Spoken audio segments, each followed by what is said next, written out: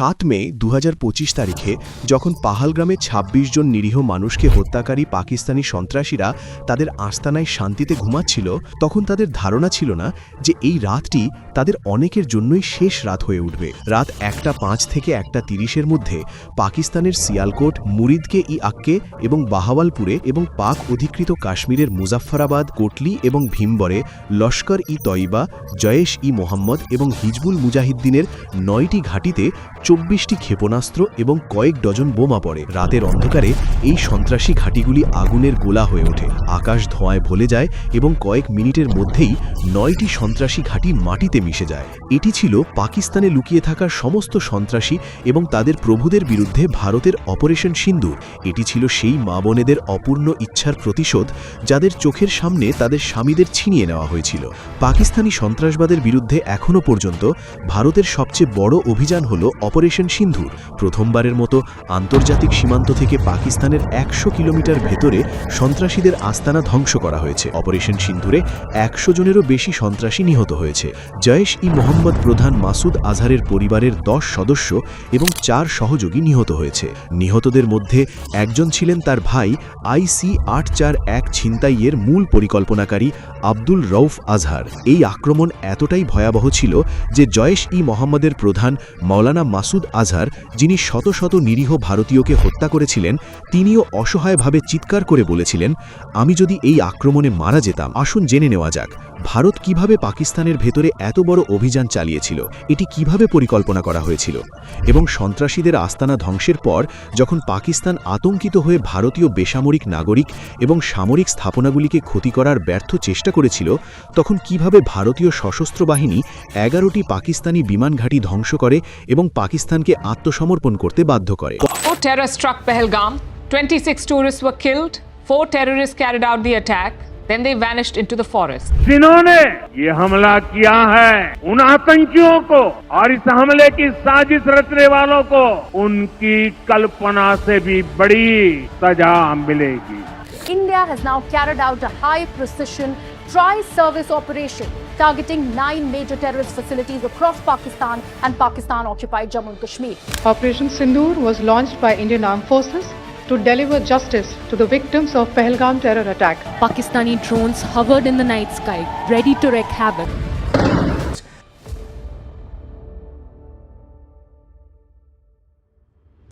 22 April 2025 তারিখে পাকিস্তানি সন্ত্রাসী সংগঠন লস্কর-ই-তৈবার একটি দল TRF-এর 5 থেকে 6 জন সন্ত্রাসী পহেলগ্রামের বেসরন উপত্যকাকে জীবন্ত নরকে পরিণত করেছিল।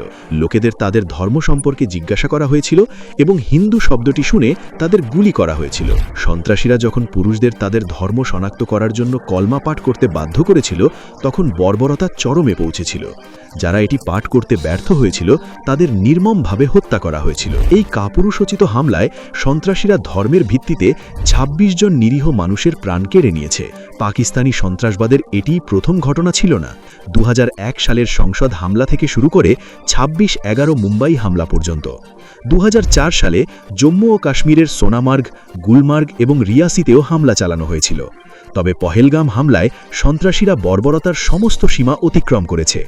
ধর্মের ভিত্তিতে সন্ত্রাসীদের দ্বারা করা নৃশংস হত্যাকাণ্ড ভারতের সহ্যের সীমা ছাড়িয়ে গেছে। দেশ জুড়ে ক্ষোভ, সকলের চোখে জল এবং হৃদয়ে ক্ষোভ। সবাই প্রতিশোধ চেয়েছিল। এদিকে নির্লজ্জ পাকিস্তান আবারও তার পুরনো মিথ্যা পুনরাবৃত্তি করতে শুরু করেছে। কখনো তারা পহেলগাম হামলায় জড়িত তাদের নিজস্ব সন্ত্রাসীদের স্বাধীনতা সংগ্রামীদের বলেছে, আবার কখনো তারা হামলার জন্য ভারতকে দোষারোপ করেছে, এটাকে মিথ্যা পতাকা বলেছে। এবার পাকিস্তানকে প্রশ্নবিদ্ধ করার পরিবর্তে ভারত সরকার তাদের এবং তাদের সন্ত্রাসবাদের ওপর কঠোর নিয়ন্ত্রণ আরোপের সিদ্ধান্ত নিয়েছে। প্রথমে পাকিস্তানের বিরুদ্ধে এমন কূটনৈতিক সিদ্ধান্ত নেওয়া হয়েছিল যা পূর্বে কখনো নেওয়া হয়নি। ভারত সিন্ধু জলচুক্তি স্থগিত করেছে। পাকিস্তানের 80% চাষযোগ্য জমি সিন্ধু এবং এর উপনদীগুলির জলের ওপর নির্ভরশীল, যা পাকিস্তানের জীবনরেখা হিসাবে বিবেচিত হয়। ভারত এই নদীগুলি বন্ধ করে এবং পূর্ব পর্যালোচনা ছাড়াই একসাথে সমস্ত জল ছেড়ে দিলে পাকিস্তানের জন্য খরা এবং বন্যা হতে পারে। ততপরই পাকিস্তানের বিরুদ্ধে আরও 4টি কঠোর ব্যবস্থা নেওয়া হয়েছিল, যার মধ্যে আটারি চেকপয়েন্ট বন্ধ করা থেকে এসভিএস ভিসা বাতিল করা পর্যন্ত অন্তর্ভুক্ত। ভারতে Pakistani celebrity, cricketer, media house এবং সরকারি সোশ্যাল মিডিয়া অ্যাকাউন্ট নিষিদ্ধ করা হয়েছিল এবং সমস্ত পাকিস্তানি সিনেমা, অনুষ্ঠান এবং গানও ওটিটি প্ল্যাটফর্ম থেকে সরিয়ে ফেলার নির্দেশ দেওয়া হয়েছিল। এবার ভারত পাকিস্তানের সন্ত্রাসবাদকে চিরতরে বন্ধ করতে চেয়েছিল। অতএব ভারত যখন পাকিস্তানকে বিচ্ছিন্ন করার জন্য বেশ কয়েকটি কূটনৈতিক পদক্ষেপ নিচ্ছিল, তখনও এটি সন্ত্রাসীদের বিরুদ্ধে সামরিক অভিযানের পরিকল্পনা করার জন্য উচ্চ পর্যায়ের বৈঠকও চলছিল। প্রধানমন্ত্রী নরেন্দ্র মোদী ইতিমধ্যে বিহারে এক জনসভায় স্পষ্টভাবে জানিয়ে দিয়েছিলেন যে এই হামলায় জড়িত সন্ত্রাসীরা এবং এর পরিকল্পনায় জড়িতরা তাদের কল্পনার চেয়েও খারাপ শাস্তির মুখোমুখি হবে। 2016 সালে ভারতের উরি সার্জিক্যাল স্ট্রাইক এবং 2019 সালে বালাকোট বিমান হামলার কারণে পাকিস্তান এবারও ভারতের কাছ থেকে সামরিক হামলার আশঙ্কা করেছিল। অতএব পহেলগাম হামলার পর থেকে পাকিস্তান নিয়ন্ত্রণ রেখা বরাবর ক্রমাগত গুলি চালিয়ে উত্তেজনা তৈরি করার চেষ্টা করে আসছিল। লক্ষ্য ছিল বিদেশি শক্তির দৃষ্টি আকর্ষণ করা এবং পারমাণবিক যুদ্ধের সম্ভাবনা এড়াতে ভারতকে কোনো পদক্ষেপ নেওয়া থেকে বিরত রাখা। এত কিছুর পরেও ভারত পাকিস্তানি সন্ত্রাসীদের বিরুদ্ধে একটি বিশাল অভিযানের পরিকল্পনায় ব্যস্ত ছিল। 19 এপ্রিল দিল্লিতে একটি উচ্চ পর্যায়ের বৈঠক অনুষ্ঠিত হয়, যেখানে প্রধানমন্ত্রী নরেন্দ্র মোদী, প্রতিরক্ষামন্ত্রী রাজনাথ সিং, জাতীয় নিরাপত্তা উপদেষ্টা অজয় ডোভাল, প্রতিরক্ষা প্রধান জেনারেল অনিল চৌহান এবং 3 সশস্ত্র বাহিনীর প্রধানরা উপস্থিত ছিলেন। বৈঠকে প্রধানমন্ত্রী মোদী সশস্ত্র বাহিনীকে দেশ থেকে সন্ত্রাসবাদ নির্মূল করার জন্য যে কোনো পদক্ষেপ নেওয়ার স্বাধীনতা দিয়েছিলেন। ভারতীয় বাহিনী পাকিস্তান এবং পাক অধিকৃত জম্মু ও কাশ্মীরে সন্ত্রাসী ঘাঁটি এবং সেখানে লুকিয়ে থাকা শত শত সন্ত্রাসী ধ্বংস করার জন্য একটি বড় বিমান হামলা চালানোর সিদ্ধান্ত নিয়েছে। গোয়েন্দা সংস্থা RAW এবং জাতীয় প্রযুক্তিগত গবেষণা সংস্থা NTRO পাকিস্তান এবং পাক অধিকৃত কাশ্মীরের সন্ত্রাসী ঘাঁটিগুলির রিয়েল টাইম অবস্থানগুলি ট্র্যাক করতে শুরু করেছে। প্রত্যেকেই তাদের যথাসাধ্য চেষ্টা করতে বদ্ধপরিকর ছিল। প্রতিটি অফিসার পহেলগাম হামলার অপরাধীদের এবং তাদের ঘাঁটিগুলি ধ্বংস করতে বদ্ধপরিকর ছিল। ভারত সম্পূর্ণ গোপনীয়তা বজায় রেখেছিল যাতে অভিযানের সাথে সম্পর্কিত কোনো খবর ফাঁস না হয়। খুব অল্প সময়ের মধ্যেই RAW এবং NTRO পাকিস্তান এবং পাক অধিকৃত কাশ্মীরের 21টি লক্ষ্যবস্তুর সম্পূর্ণ তথ্য সংগ্রহ করে পরিকল্পনা দলের কাছে তাদের ইনপুট পাঠায়। পরিকল্পনা দল 21টির মধ্যে 9টি উচ্চ মূল্যবান লক্ষ্যবস্তু নির্বাচন করে। এই স্থানগুলি ছিল সেই স্থান যেখান থেকে পুলওয়ামা, 26/11 এবং পহেলগ্রামের মতো হামলার পরিকল্পনা করা হয়েছিল এবং যেখান থেকে সন্ত্রাসীদের প্রশিক্ষণ দেওয়া হয়েছিল। এই 9টি উচ্চ মূল্যবান লক্ষ্যবস্তু পর্যবেক্ষণ করা হয়েছিল এবং নজরদারিতে রাখা হয়েছিল। NSA অজিত ডোভাল এই 9টি লক্ষ্যবস্তু চূড়ান্ত করেছেন। 5 মের মধ্যে অভিযানে নীল নকশা প্রস্তুত করেছেন এবং অনুমোদনের জন্য প্রধানমন্ত্রী মোদীর সাথে দেখা করেছেন। প্রধানমন্ত্রী নরেন্দ্র মোদীও 9টি সন্ত্রাসী আস্তানা ধ্বংসের অনুমোদন দিতে কোনো সময় নষ্ট করেননি। সন্ত্রাসীরা পহেলগামে হিন্দু মহিলাদের বিবাহিত জীবন নষ্ট করেছিল, তাই মহিলাদের দাবির প্রতিশোধ নেওয়ার জন্য এই অভিযানের নামকরণ করা হয়েছিল অপারেশন সিন্দুর, যার মাধ্যমে সন্ত্রাসীদের তাদের কবরে পাঠানো হবে। অভিযান শুরু করার আগে প্রতিটি খুঁটিনাটি খতিয়ে দেখা হয়েছিল এবং প্রতিটি হুমকি মূল্যায়ন করা হয়েছিল। এই অভিযানের জন্য যুদ্ধবিমানের একটি মারাত্মক স্কোয়াড্রন প্রস্তুত করা হয়েছিল, যার মধ্যে রাফেল, মিরাজ 2000 এবং সুখোই Su-30 MKI এর মতো উন্নত, দূরপাল্লার এবং মারাত্মক যুদ্ধবিমান অন্তর্ভুক্ত ছিল। এই সমস্ত বিমান ভারতীয় আকাশসীমার মধ্যে পরিচালনা করার কথা ছিল। রাফেল এবং মিরাজ 2000 সামনে থেকে অভিযান পরিচালনা করার কথা থাকলেও তাদের Su-30 এবং MKI যোদ্ধাদের দ্বারা বিমান প্রতিরোধ কভার সরবরাহ করার কথা ছিল।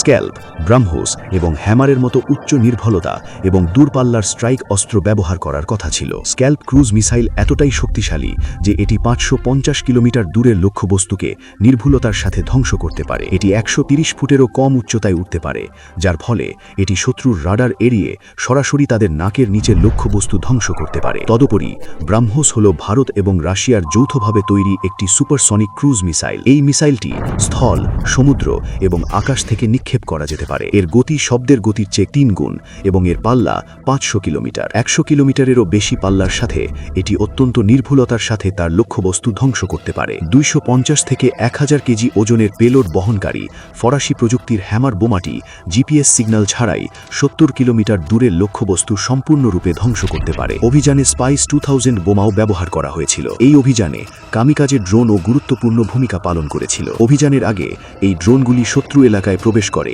এবং রিয়েল টাইম নজরদারি পরিচালনা করে, যাতে অপারেশন টিম তাৎক্ষণিক সৈনিক সঠিক তথ্য পায় এবং নির্ভুলভাবে অভিযানটি পরিচালনা করে। ভারত এই অভিযানের জন্য যে 9টি গুরুত্বপূর্ণ সন্ত্রাসী লক্ষ্যবস্তু বেছে নিয়েছিল তার মধ্যে 5টি ছিল পাক অধিকৃত কাশ্মীরের নিয়ন্ত্রণ রেখার থেকে মাত্র কয়েক কিলোমিটার দূরে, আর 4টি ছিল পাকিস্তানের অভ্যন্তরে আন্তর্জাতিক সীমান্ত থেকে 6 কিলোমিটার থেকে 100 কিলোমিটার দূরে। অভিযানের পর যে কোনো স্থল বা সমুদ্র সংঘর্ষের ক্ষেত্রে তাৎক্ষণিক প্রতিক্রিয়া জানাতে ভারতীয় বিমান বাহিনী, ভারতীয় সেনাবাহিনী এবং ভারতীয় নৌবাহিনীকে প্রস্তুত রেখেছিল। 6 থেকে 7 মে রাতে ক্ষেপণাস্ত্র এবং বোমায় সজ্জিত রাফালে, সুখোই Su-30 MKI এবং মিরাজ 2000 যুদ্ধবিমান ভারতীয় ভূখণ্ডের মধ্যে কৌশলগতভাবে অবস্থান নেয়। রাতের অন্ধকারে সবকিছু শান্ত ছিল। পাক অধিকৃত কাশ্মীর এবং পাকিস্তানের সন্ত্রাসীরাও কয়েকদিন আগে ভারতের বিরুদ্ধে অভিযানে জড়িত ছিল। নিরীহ মানুষের প্রাণ কেড়ে নেওয়ার পর তারা শান্তিতে ঘুমাচ্ছিল। তারা কি জানত না যে আজ রাত তাদের শেষ রাত হবে? রাত 1টার পর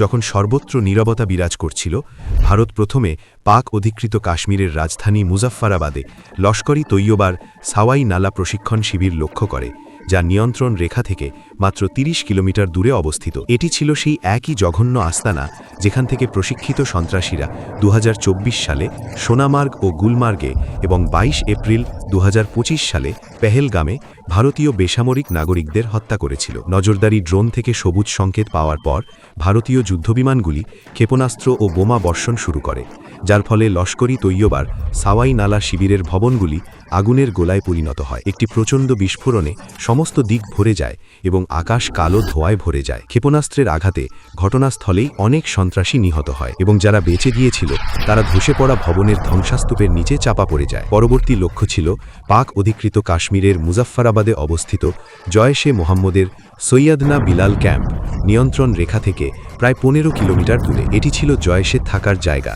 যেখানে নতুন নিয়োগপ্রাপ্তদের অস্ত্র পরিচালনা, বিস্ফোরক তৈরি এবং আত্মঘাতী হামলার প্রশিক্ষণ দেওয়া হতো। তৃতীয় লক্ষ্য ছিল পাক অধিকৃত কাশ্মীরের কোটলিতে অবস্থিত লস্করি তৈয়বার গুলপুর ক্যাম্প, নিয়ন্ত্রণ রেখা থেকে প্রায় 30 কিলোমিটার দূরে। সেখানে প্রশিক্ষিত সন্ত্রাসীরা 2023 সালের এপ্রিল এবং 2024 সালের জুন মাসে পুচে তীর্থযাত্রীদের বহনকারী বাসে আক্রমণ করেছিল, নিরীহ তীর্থযাত্রীদের হত্যা করেছিল। নজরদারি ড্রোন এবং গোয়েন্দা তথ্য থেকে ছাড়পত্র পাওয়ার পর উভয় লক্ষ্যবস্তুতেই আক্রমণ করা হয়েছিল। গুলপুর ক্যাম্প এবং সৈয়দনা বিলাল ক্যাম্পে ক্ষেপণাস্ত্র এবং বোমা বর্ষণ করা হয়েছিল। আক্রমণগুলি এত দ্রুত, নির্ভুল এবং মারাত্মক ছিল যে অনেক সন্ত্রাসী ঘুমন্ত অবস্থায় মারা গিয়েছিল এবং কিছু লোক পালানোর আগেই মারা গিয়েছিল। ভবনগুলি তাসের ঘরের মতো ধসে পড়েছিল এবং শিবিরগুলিতে সংরক্ষিত মারাত্মক অস্ত্র এবং বিস্ফোরকও ধ্বংস হয়ে গিয়েছিল।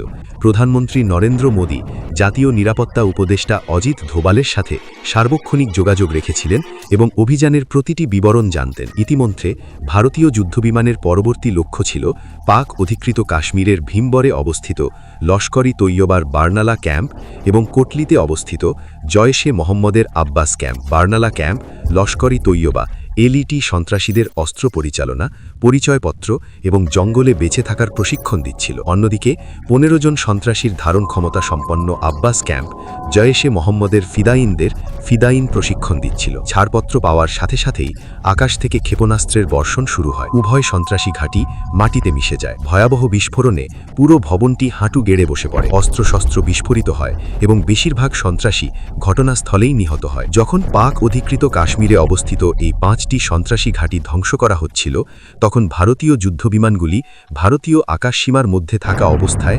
পাকিস্তানের অভ্যন্তরে জয়েশে মোহাম্মদ, লস্করি তৈয়বা এবং হিজবুল মুজাহিদ্দিনের ঘাঁটি ধ্বংস করার কাজে নিয়োজিত ছিল। পাকিস্তানে ভারতের প্রথম লক্ষ্য ছিল সিয়ালকোটে অবস্থিত জয়েশে মোহাম্মদের সরাজল শিবির, যেখানে 2025 সালের মার্চ মাসে জম্মু ও কাশ্মীরে 4 ভারতীয় সৈন্যকে হত্যার সাথে জড়িত সন্ত্রাসীরা প্রশিক্ষণ নিয়েছিল। সিয়ালকোটে হিজবুল মুজাহিদ্দিনের মেহমুনা জোয়া শিবিরও ছিল, যেখান থেকে পাঠানকোট বিমান ঘাঁটিতে হামলার পরিকল্পনা করা হয়েছিল। ভারতীয় আকাশসীমায় থাকা যুদ্ধবিমানগুলি সিয়ালকোটের এই 2টি সন্ত্রাসী ঘাঁটিতে ক্ষেপণাস্ত্র এবং বোমা নিক্ষেপ করে, যা তাদের লক্ষ্যবস্তুতে বিস্ফোরিত হয়, যার ফলে মুহূর্তের মধ্যে উভয় শিবির ধ্বংসাস্তূপে পরিণত হয়। সন্ত্রাসের জন্য একসময় নিরাপদ আশ্রয়স্থল হিসাবে ব্যবহৃত প্রতিটি ইট, প্রতিটি দেয়াল এখন ছাই হয়ে গেছে। এই আস্তানার সাথেই চাপা পড়েছিল বিষাক্ত উদ্দেশ্য, ষড়যন্ত্র এবং ভারতের বিরুদ্ধে বিষ ববা হবার চিন্তাভাবনা। সিয়ালকোটে ধ্বংসযজ্ঞ চালানোর পর ভারতীয় যুদ্ধবিমান সীমান্ত থেকে 18 থেকে 25 কিলোমিটার দূরে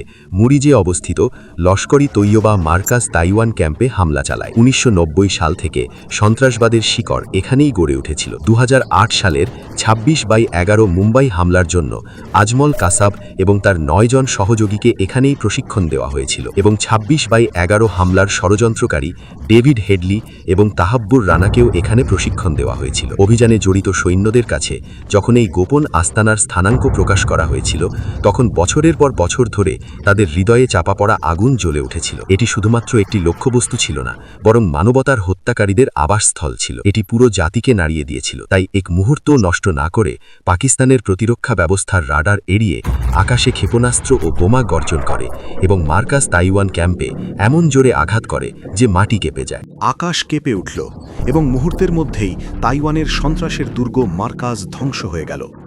ভারত পাকিস্তানের পৃষ্ঠপোষকতায় লালিত 8টি সন্ত্রাসী ঘাঁটি ধ্বংস করে দিয়েছে, কিন্তু একটি ঘাঁটি রয়ে গেছে, জৈশ-ই মোহাম্মদের সবচেয়ে বড় ঘাঁটি। এই সন্ত্রাসী ঘাঁটিটি ছিল মার্কাজ সুবহানাল্লাহ, জৈশ-ই মোহাম্মদের সদর দপ্তর, যা সীমান্ত থেকে প্রায় 100 কিলোমিটার দূরে পাকিস্তানের পাঞ্জাব প্রদেশের বাহাওয়ালপুরে অবস্থিত। এই জায়গাতেই জৈশ-ই মোহাম্মদের প্রধান মাওলানা মাসুদ আজহারের জন্ম হয়েছিল এবং সেখান থেকেই সে তার সন্ত্রাসী সংগঠন জৈশ-ই মোহাম্মদের ভিত্তি স্থাপন করেছিল। 2001 সালের সংসদ হামলা, জম্মু ও কাশ্মীর বিধানসভা হামলা, 2016 সালের পাঠানকোট বিমান ঘাঁটিতে হামলা এবং 2019 সালের পুলওয়ামা হামলার পরিকল্পনা করা হয়েছিল এই ঘাঁটি থেকেই। এই হামলায় নিহতদের প্রতি প্রকৃত শ্রদ্ধা জানাতে ভারত এই সন্ত্রাসী ঘাঁটিতে ব্রহ্মোস ক্ষেপণাস্ত্র নিক্ষেপ করবে। ক্ষেপণাস্ত্র নিক্ষেপ করা হয়। কয়েক মিনিটের মধ্যেই জৈশের সদর দপ্তরের ভবনগুলি ধ্বংসস্তূপে পরিণত হয় এবং এই আক্রমণে মাওলানা মাসুদ আজহারের অনেক আত্মীয় স্বজন এবং শীর্ষ কমান্ডার নিহত হন। রাত 1:05 শুরু হওয়া এই অভিযানে মাত্র 25 মিনিটের মধ্যে 9টি সন্ত্রাসী আস্তানা ধ্বংস করা হয়। এই অভিযানে 100 জনেরও বেশি সন্ত্রাসী নিহত হয়। জৈশ প্রধান মাসুদ আজহারের ভাই এবং ইন্ডিয়ান এয়ারলাইন্স IC-814 ছিনতাইয়ের মূল পরিকল্পনাকারী আব্দুল রউফ আজহার এই অভিযানে নিহত হওয়ার পাশাপাশি তার 2 শালক এবং জৈশের শীর্ষ কমান্ডার মোহাম্মদ ইউসুফ আজহার ওরফে ওস্তাদ জি এবং হাফিজ মোহাম্মদ জামিলও নিহত হন। এছাড়া লস্করের 2 বড় কমান্ডার খালিদ এবং মুদাস্সার খাদিয়ান খাসও নিহত হন। জৈশ-ই মোহাম্মদের প্রধান মাসুদ আশার ভারতের অপারেশন সিন্দুরে এতটাই প্রভাবিত হয়েছিলেন যে যখন তার 10 জন আত্মীয় এবং 4 জন ঘনিষ্ঠ সহযোগী এই হামলায় নিহত হন, তখন তিনি এতটাই আহত হয়েছিলেন যে তিনি কামনা করেছিলেন যে তাদের সাথে তাকেও হত্যা করা হোক। উল্লেখযোগ্যভাবে ভারতীয় অভিযানের প্রায় 3 ঘণ্টা আগে পাকিস্তানি বিমান বাহিনী ইনস্টাগ্রামে ভারতকে উপহাস করে একটি বার্তা পোস্ট করেছিল, ঘুম ভাটা, কারণ PF জেগে আছে। মাত্র 3 ঘণ্টা পরে ভারত পাকিস্তানের সন্ত্রাসী ঘাঁটি ধ্বংস করে সত্যিকার অর্থে জাগিয়ে তুলেছিল। অপারেশন সিন্দুরের সাফল্যের কয়েক ঘণ্টা পরে 7ই মে বিকেলে ভারত সরকার একটি সংবাদ সম্মেলন করে। মঞ্চে উপস্থিত ছিলেন পররাষ্ট্র সচিব বিক্রম মিশ্রি, ভারতীয় বিমান বাহিনীর উইং কমান্ডার বিওমিকা সিং এবং ভারতীয় সেনাবাহিনীর কর্নেল সোফিয়া কুরেশি। এটি কোনো সাধারণ সংবাদ সম্মেলন ছিল না, এটি ছিল সেই সন্ত্রাসীদের প্রতি একটি প্রতীকী প্রতিক্রিয়া যারা পাহেলগামে তাদের ধর্ম জিজ্ঞাসা করে পুরুষদের বেছে বেছে হত্যা করেছিল এবং তাদের স্ত্রী, বোন এবং মায়েদের তাদের সরকারকে তাদের কাজ সম্পর্কে বলতে বলা হয়েছিল। কর্নেল সোফিয়া এবং উইং কমান্ডার বিওমিকা এই সংবাদ সম্মেলনে এর প্রতিক্রিয়া জানাতে এসেছিলেন। একজন মুসলিম এবং একজন হিন্দু মহিলা কমান্ডারকে একসাথে উপস্থাপন করে ভারত দ্বিজাতি তত্ত্বের মাধ্যমে ভারতে জাতীয় বিভাজন চাইছেন এমন পাকিস্তানি সেনাপ্রধান আসিম মুনিরের ধর্মান্ধ আদর্শের মুখে চপেটাঘাত করেছে। কর্নেল সোফিয়া এবং উইং কমান্ডার বিওমিকা লাইভ ফুটেজের মাধ্যমে ঘোষণা করেন যে ভারত অপারেশন সিন্দুরের মাধ্যমে পাক অধিকৃত কাশ্মীরে 5টি এবং পাকিস্তানে 4টি সন্ত্রাসী আস্তানা সম্পূর্ণরূপে ধ্বংস করেছে। সংবাদ সম্মেলনে আরও স্পষ্ট করা হয়েছে যে ভারত কেবল সন্ত্রাসীদের আস্তানা ধ্বংস করেছে এবং এই অভিযানে কোনো পাকিস্তানি সামরিক স্থাপনা লক্ষ্যবস্তু করা হয়নি। তবে যদি পাকিস্তান প্রতিশোধ নেয় তাহলে ভারতীয় বাহিনী উপযুক্ত জবাব দিতে প্রস্তুত। অভিযানের পরপরই বিদেশমন্ত্রী এস জয়শঙ্কর এবং জাতীয় নিরাপত্তা উপদেষ্টা অজিত দোভাল মার্কিন যুক্তরাষ্ট্র, যুক্তরাজ্য, রাশিয়া, সৌদি আরব এবং সংযুক্ত আরব আমিরাত সহ বেশ কয়েকটি দেশের তাদের প্রতিপক্ষদের অপারেশন সিন্দুর সম্পর্কে অবহিত করেন, স্পষ্ট করে দেন যে ভারতের উদ্দেশ্য উত্তেজনা বৃদ্ধি করা নয়। তবে যদি পাকিস্তান কোনো পদক্ষেপ নেয় তাহলে এর পরিণতি ভয়াবহ হবে। বিশ্বের অনেক বড় দেশ সন্ত্রাসবাদের বিরুদ্ধে ভারতের অভিযানকে প্রয়োজনীয় পদক্ষেপ হিসাবে প্রশংসা করেছে। সবচেয়ে উল্লেখযোগ্য বিষয় হল প্রথমবারের মতো এমনকি ভারতের বিরোধী দলগুলিও প্রমাণ দাবি করেনি বা কোনো প্রশ্ন তোলেনি। তারা সেনাবাহিনীর প্রশংসা করেছে, সরকারকে সমর্থন করেছে এবং সন্ত্রাসবাদের বিরুদ্ধে ভারতের ঐক্যের চিত্র উপস্থাপন করেছে। পাকিস্তানের শাসকরা ভারতের অপারেশন সিন্দুর দেখে হতবাক হয়ে গেছেন। তারা বুঝতে পারছিল না যে ভারত কিভাবে এত নির্ভুলভাবে পাকিস্তানে ঢুকে এত বড় অভিযান চালিয়েছে। 9টি সন্ত্রাসী ঘাঁটি ধ্বংস করা হয়েছে এবং তাদের ধ্বংসাবশেষের ছবি সোশ্যাল মিডিয়ায় ভাইরাল হয়েছে।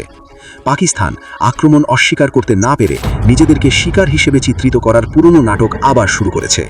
পাকিস্তানের তথ্যমন্ত্রী আতাউল্লাহ তারার একটি বিদেশি সংবাদ মাধ্যম স্কাই নিউজকে একটি সাক্ষাৎকার দিয়েছেন এবং বলেছেন যে পাকিস্তান একটি নির্দোষ দেশ এবং এখানে কোনো সন্ত্রাসী শিবির নেই, বরং আমরা নিজেরাই সন্ত্রাসবাদের শিকার।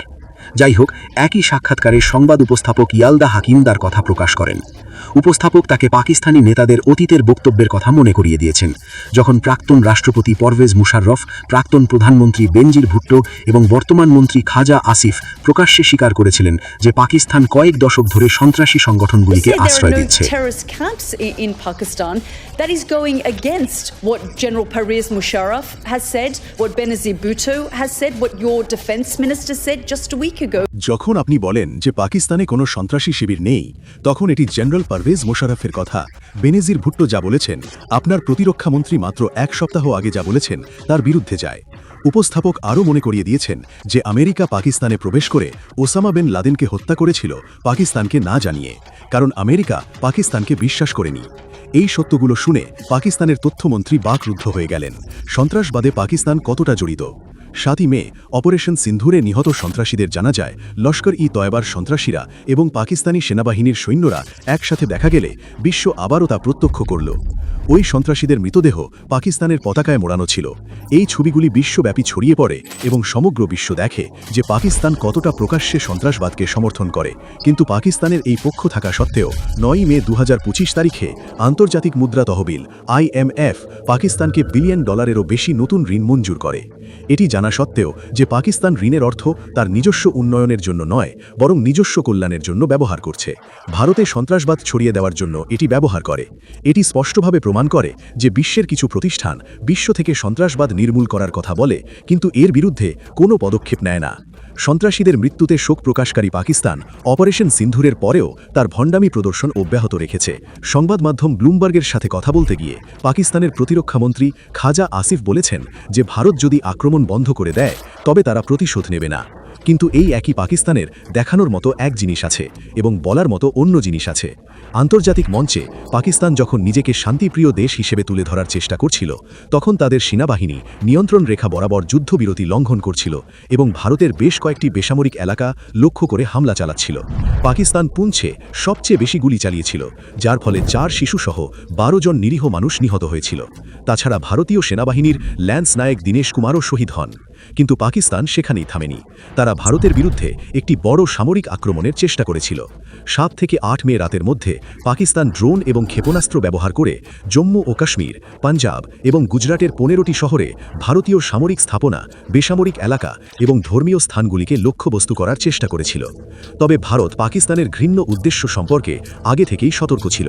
এই ড্রোন এবং ক্ষেপণাস্ত্রগুলি ভারতীয় আকাশসীমায় প্রবেশ করার সাথে সাথেই ভারতের বহু স্তরযুক্ত বিমান প্রতিরক্ষা নেটওয়ার্ক আকাশসীমায় প্রবেশ করার সাথে সাথেই ভারতের বহু স্তরযুক্ত বিমান প্রতিরক্ষা নেটওয়ার্ক এগুলিকে বাতাসে খড়কুটোর মতো ধ্বংস করে দেয়। ভারতের সিস্টেমগুলি, যার মধ্যে রয়েছে S-400, ইসরায়েলি বারাক 8 এবং দেশীয় আকাশ বিমান প্রতিরক্ষা ব্যবস্থা, শত্রুর প্রতিটি পদক্ষেপ সম্পর্কে সতর্ক ছিল। ভারতের সুদর্শন চক্র নামে পরিচিত S-400 600 কিলোমিটার দূর থেকে শত্রুর ক্ষেপণাস্ত্র ট্র্যাক করতে পারে এবং 400 কিলোমিটারের মধ্যে আকাশে তাদের ধ্বংস করতে পারে। দেশীয় আকাশ বিমান প্রতিরক্ষা ব্যবস্থা পাকিস্তানি ড্রোন এবং ক্ষেপণাস্ত্র ধ্বংস করে ভারতের নিরাপত্তায় গুরুত্বপূর্ণ ভূমিকা পালন করেছে। 8ই মে বিকেলে ভারত পাকিস্তানের ঘৃণ্য কর্মকাণ্ডের প্রতি এত জোরে প্রতিক্রিয়া জানায় যে লাহোর এবং সিয়ালকোট থেকে ইসলামাবাদ পর্যন্ত বিস্ফোরণের প্রতিধ্বনি শোনা যায়। ভারত হার্পি ড্রোন দিয়ে বেশ কয়েকটি পাকিস্তানি বিমান প্রতিরক্ষা রাডার এবং সিস্টেমকে লক্ষ্য করে। ইসরায়েল থেকে কেনা এই হার্পি ড্রোনগুলিতে অ্যান্টি রেডিয়েশন সিকার রয়েছে, যা শত্রুর রাডার সিগন্যাল শনাক্ত করে এবং স্বয়ংক্রিয়ভাবে তাদের আক্রমণ করে। এই ড্রোনগুলি 9 ঘন্টা পর্যন্ত উড়তে পারে এবং গ্লোবাল ন্যাভিগেশন স্যাটেলাইট সিস্টেম কাজ না করলেও আক্রমণ চালাতে পারে। এই প্রযুক্তি ব্যবহার করে ভারত লাহোরে অবস্থিত চীন থেকে কেনা পাকিস্তানের সদর দপ্তর বিমান প্রতিরক্ষা ব্যবস্থা ধ্বংস করে। এটি ছিল পাকিস্তানের জন্য একটি বড় আঘাত। তবে আরও লজ্জাজনক ছিল পাকিস্তানের প্রতিরক্ষামন্ত্রী খাজা আসিফের প্রতিক্রিয়া। তিনি বলেছিলেন যে তারা ভারতীয় ড্রোনগুলিকে বাধা দেননি কারণ তারা তাদের গোপন অবস্থানগুলি প্রকাশ করতে পারে। তার শিশুসুলভ যুক্তি স্পষ্টভাবে পাকিস্তানের দুর্বলতা প্রকাশ করে। ভারতের প্রতিশোধ এখানেই শেষ হয়নি। ভারত পাকিস্তানের পাঞ্জাব প্রদেশে একটি পাকিস্তানি AWAS বিমানও ঘুরিয়ে ভূপাতিত করেছে। আকাশের চোখ নামে পরিচিত এই সিস্টেমটি 400 কিলোমিটারেরও বেশি দূরত্বে শত্রুর বিমান কার্যকলাপ পর্যবেক্ষণ করে। তাছাড়া 8 মে ভারত দুটি পাকিস্তানি JF-17 যুদ্ধবিমান এবং একটি F-16 যুদ্ধবিমান গুলি করে ভূপাতিত করেছে। আতঙ্কিত পাকিস্তান 8 এবং 9 মের রাতে ভারতীয় সামরিক এবং বেসামরিক ভবনগুলিকে লক্ষ্য করে প্রায় 300 থেকে 400টি তুর্কি ড্রোন ভারতে পাঠিয়েছিল। সবচেয়ে গুরুত্বপূর্ণ বিষয় হল পাকিস্তান একটি বেসামরিক বিমান সংস্থার আড়ালে ভারতের ওপর আক্রমণ চালিয়ে যাচ্ছিল, তার নাগরিকদের জীবন ঝুঁকির মুখে ফেলে। এমনকি সংঘাতের সময়ও তারা বাণিজ্যিক বিমানের জন্য তাদের আকাশসীমা উন্মুক্ত রেখেছিল। পাকিস্তানের এই পদক্ষেপ সত্ত্বেও ভারতের শক্তিশালী বিমান প্রতিরক্ষা ব্যবস্থা আবারও তাদের আকাশে মিসাইল এবং ড্রোন ধ্বংস করে দেয়। পাকিস্তান অবিচল থাকে এবং 9 থেকে 10 মের রাতে অপারেশন বুনিয়ান আন মারসুস শুরু করে 26টি কৌশলগত ভারতীয় স্থান লক্ষ্য করার ব্যর্থ প্রচেষ্টায়। এবার পাকিস্তান ও ফতেহ মতো তাদের দূরপাল্লার ক্ষেপণাস্ত্র ব্যবহার করে। তবে কয়েকটি বিচ্ছিন্ন আক্রমণ বাদে ভারতীয় বিমান প্রতিরক্ষা ব্যবস্থা এই আক্রমণগুলিকে ব্যর্থ। পাকিস্তানের সমস্ত আক্রমণ ব্যর্থ হয় তারা ভারতের বিরুদ্ধে ভুয়া প্রচারণা শুরু করে। পাকিস্তান সেনাবাহিনী এবং সরকার ইতিমধ্যেই মিথ্যা দাবি করেছিল যে পাকিস্তান রাফায়েল সহ 5টি ভারতীয় যুদ্ধবিমান ভূপাতিত করেছে। 3টি রাফায়েল, একটি Su-30 এবং একটি MiG-29 সহ 5টি ভারতীয় বিমান ভূপাতিত করা হয়েছে। একটি বিদেশি চ্যানেলে যখন পাকিস্তানের প্রতিরক্ষা মন্ত্রী খাজা আসিফের কাছে প্রমাণ চাওয়া হয়, তখন তিনি বলেন যে প্রমাণগুলি সোশ্যাল মিডিয়াতে রয়েছে। উপস্থাপক তাৎক্ষণিকভাবে উত্তর দেন, সামাজিক মিডিয়ার সমস্ত বিষয়বস্তু নিয়ে কথা বলার দরকার নেই। দুঃখিত, আমি আপনাকে খুব স্পষ্টভাবে জিজ্ঞাসা করছি। কিন্তু কেবল প্রতিরক্ষা মন্ত্রী নন, বরং পাকিস্তানের প্রধানমন্ত্রী, সেনাবাহিনী এবং দেশের গণমাধ্যমগুলিও মিথ্যার সমুদ্র ছড়িয়ে দেয়। কখনো কখনো দাবি করা হয় যে পাকিস্তানের সাইবার আক্রমণে ভারতের 70% বিদ্যুৎ গ্রিড অকার্যকর হয়ে পড়েছে। অন্য সময়ে বলা হয় যে পাকিস্তান ক্ষেপণাস্ত্রের মাধ্যমে ভারতের S-400 সিস্টেম ধ্বংস করেছে। আশ্চর্যজনকভাবে ভুয়া খবরের এই ঢেউ কেবল পাকিস্তানের মধ্যেই সীমাবদ্ধ ছিল না। কিছু ভারতীয় সংবাদ মাধ্যমও ভুয়া খবরও প্রচার করেছে, এমন দাবি করেছে যা বাস্তবে অসত্য ছিল। ভুয়া খবরের এই বন্যায় চীন এবং কিছু পশ্চিমা দেশের সংবাদ মাধ্যমগুলিও ভারতের বিরুদ্ধে ভুয়া প্রচারণা ছড়িয়েছে তাদের নিজস্ব স্বার্থ হাসিলের জন্য। এটি সবই মনস্তাত্ত্বিক যুদ্ধের অংশ। ইচ্ছাকৃতভাবে জনসাধারণকে বিভ্রান্ত করছে এবং একটি মিথ্যা আখ্যান তৈরি করছে। এই পরিবেশে ভারতের প্রেস ইনফরমেশন ব্যুরোর ফ্যাক্ট চেকিং টিম সক্রিয় হয়ে ওঠে। সামাজিক এবং মূলধারার প্ল্যাটফর্মগুলিতে প্রচারিত ভুয়া বিষয়বস্তু শনাক্ত করে সত্য প্রকাশ করে। ভারত স্পষ্টভাবে বুঝতে পেরেছিল যে সন্ত্রাসী ঘাঁটি ধ্বংসের ফলে ক্ষুব্ধ পাকিস্তান কিভাবে ভারতের ক্ষতি করার জন্য সর্বাত্মক প্রচেষ্টা চালাচ্ছে। তাই এবার ভারত এমন প্রতিক্রিয়া জানিয়েছে যা পাকিস্তানকে হতবাক করে দিয়েছে। প্রতিশোধ হিসাবে ভারত পাকিস্তান বিমান বাহিনীর বেশ কয়েকটি সামরিক বিমান ঘাঁটি লক্ষ্য করে। 8 থেকে 10 মে পর্যন্ত ভারত 11টি পাকিস্তানি সামরিক বিমান ঘাঁটি ধ্বংস করেছে। লক্ষ্যবস্তুতে থাকা বিমান ঘাঁটিগুলির মধ্যে ছিল নূর খান, রাফিকি, মুরিদ, সুক্কুর, সিয়ালকোট, পাসরুর, চুনিয়ান, সরগোধা, স্কারদু, ভোলারি এবং জ্যাকোবাবাদের মতো গুরুত্বপূর্ণ বিমান ঘাঁটি। এই সমস্ত অবস্থান পাকিস্তানের অপারেশনাল পরিকল্পনার জন্য অত্যন্ত গুরুত্বপূর্ণ ছিল। ড্রোন যুদ্ধ কমান্ড এক স্থান থেকে পরিচালিত হতো, অন্যদিকে বিমান প্রতিরক্ষা ব্যবস্থা এবং যুদ্ধবিমান অন্যত্র মোতায়েন করা হতো। এর মধ্যে সবচেয়ে উল্লেখযোগ্য ছিল রাওয়ালপিন্ডির নূর খান বিমান ঘাঁটি, যা পাকিস্তানের এয়ার মোবিলিটি কমান্ডের স্নায়ুকেন্দ্র, যেখানে এর সাব এরিয়া এয়ারবোর্ন অসতর্কতা ব্যবস্থা, C-130 পরিবহন বিমান এবং IL-178 এয়ার ট্যাঙ্কার পরিচালিত হতো।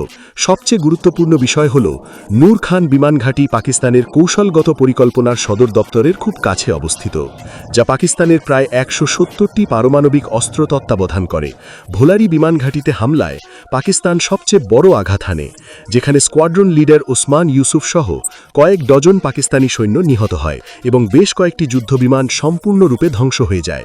ভারতীয় বিমান বাহিনী করাচির কাছে সামরিক স্থাপনাগুলিকেও লক্ষ্যবস্তু করেছিল। সবচেয়ে উল্লেখযোগ্য আক্রমণটি করাচির মালির ক্যান্টে ঘটেছিল, যেখানে একটি স্পষ্ট হামলায় একটি পাকিস্তানি ভূমি থেকে আকাশে নিক্ষেপযোগ্য ক্ষেপণাস্ত্র স্থাপনা ধ্বংস করা হয়েছিল। ভারত এই প্রতিশোধমূলক পদক্ষেপে ব্রাহ্মোস ক্রুজ ক্ষেপণাস্ত্র ব্যবহার করেছিল, পাকিস্তানি বিমান ঘাঁটিগুলিকে লক্ষ্য করে এবং পাকিস্তানের বিমান বাহিনীর প্রায় 20% অবকাঠামো ধ্বংস করে দেয়। ভারত পাকিস্তানি পোস্ট এবং লঞ্চ প্যাডগুলিকেও লক্ষ্য করে, যেখান থেকে ড্রোন এবং ক্ষেপণাস্ত্র ভারতের দিকে ছোড়া হচ্ছিল। মাত্র 3 থেকে 4 দিনের মধ্যেই পাকিস্তানের সম্পূর্ণ প্রতিরক্ষা অবকাঠামো উন্মোচিত হয়ে যায়। ভারতের মুখোমুখি হামলা পাকিস্তানের সামরিক শক্তিকে উন্মোচিত করে। যখন পরিস্থিতি পূর্ণাঙ্গ যুদ্ধের দিকে এগিয়ে যাচ্ছিল, তখন পাকিস্তান তার প্রতিরক্ষা অবকাঠামো ভেঙে পড়তে দেখে ভারতের হাতে অতীতের পরাজয়ের কথা স্মরণ করতে শুরু করে। দুই দেশের মধ্যে শেষ যুদ্ধটি প্রায় 26 বছর আগে 1999 সালে সংঘটিত হয়েছিল। এই কার্গিল যুদ্ধটি পাকিস্তানি আক্রমণের পর শুরু হয়েছিল এবং ভারতীয় সেনাবাহিনী 2 মাসের মধ্যে পাকিস্তানি সেনাবাহিনীকে পিছু হটতে বাধ্য করেছিল। এর আগে 1971 সালের যুদ্ধ হয়েছিল, যেখানে পাকিস্তান তার ইতিহাসের সবচেয়ে অপমানজনক পরাজয়ের মুখোমুখি হয়েছিল। এই যুদ্ধে মাত্র 13 দিনের মধ্যে 93,000 পাকিস্তানি সৈন্য ভারতের কাছে আত্মসমর্পণ করেছিল এবং পাকিস্তান এই যুদ্ধের মূল্য দিয়েছিল তার দেশের অর্ধেক, যা আজ বাংলাদেশ নামে পরিচিত, হারিয়ে। তাছাড়া 1965 এবং 1947-48 সালের যুদ্ধেও ভারত পাকিস্তানকে শোচনীয় পরাজয়ের মুখোমুখি হতে বাধ্য করেছিল এবং এই সব ঘটেছিল যখন ভারতের অর্থনৈতিক অবস্থা বিশেষ ভালো ছিল না। কিন্তু আজ ভারত বিশ্বের 4র্থ বৃহত্তম অর্থনীতি এবং 2027-28-এর মধ্যে বিশ্বের 3য় বৃহত্তম অর্থনীতিতে পরিণত হবে।